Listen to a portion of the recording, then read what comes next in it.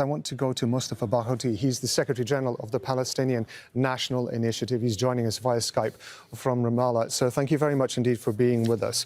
The circumstances are, as we were saying, extremely vague at the moment with regard to this shooting. There is a suggestion by the Israeli military that Palestinian gunmen may be held responsible for this. We don't know. We can't obviously establish the background to what happened. What is going to be the Palestinian reaction in the event that it is discovered there is a possibility that Palestinian gunmen may have been involved in this?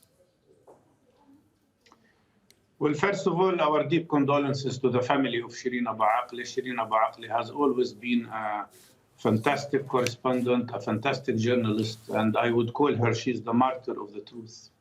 She tried always to present objectively the truth about reality in Palestine. Our deep condolences also to Aljazeera, because she was the correspondent of Aljazeera TV. But to be honest with you, and I hope you will excuse me for saying that, I don't think that your coverage is really being objective. I think you're buying the Israeli story too much. And the Israeli narrative is absolutely wrong here. We know the facts. We know the facts from the colleagues who were with Shireen Abu Akleh. Shireen Abu Akleh was very well marked as a journalist. She wore the vest that showed she was press. She was with her colleagues in Aljazeera car, which was well marked.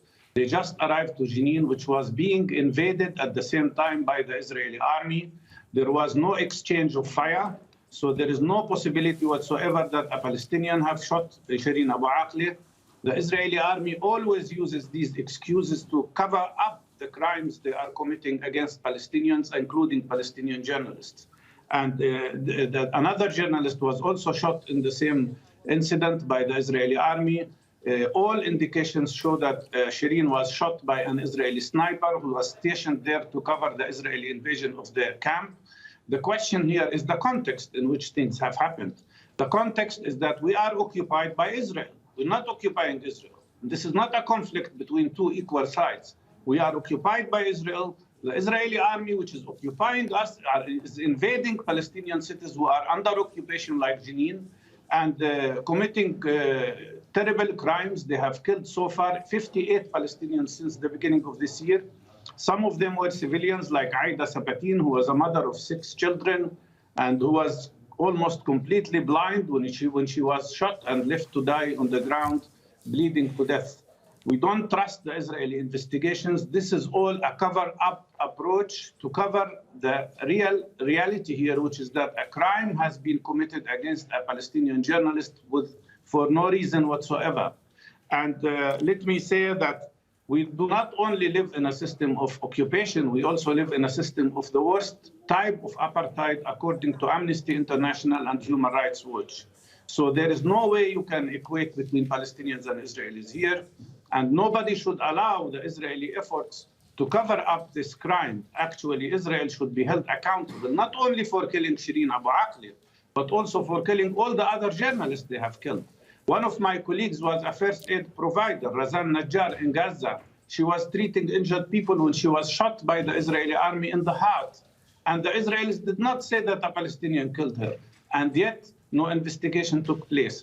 I myself personally witnessed similar situation in 1996 when I was in Ramallah while the Israeli army was invading, and I was shot by an Israeli sniper twice in my back, and nothing happened. No investigation, nobody was held accountable, and that is happening to Palestinians constantly and around the clock. I think this is happening it is important to make a lot of effort.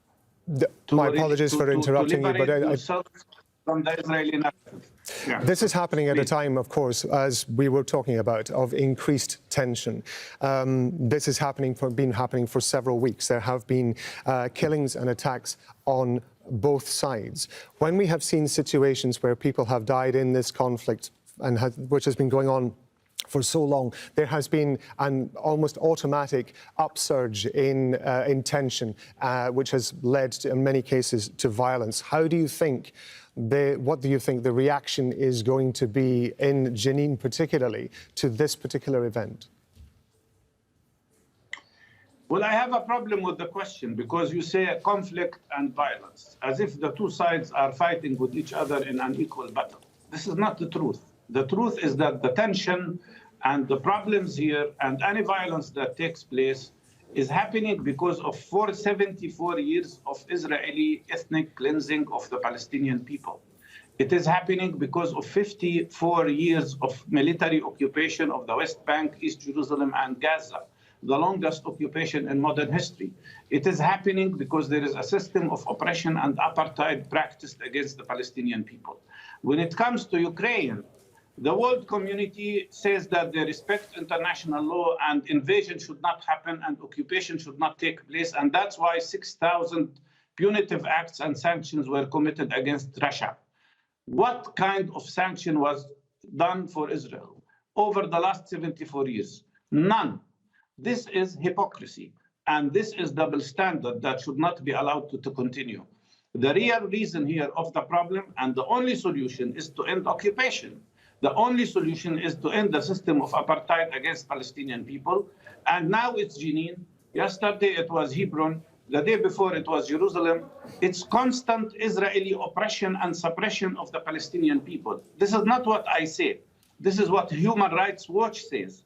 This is what Amnesty International says.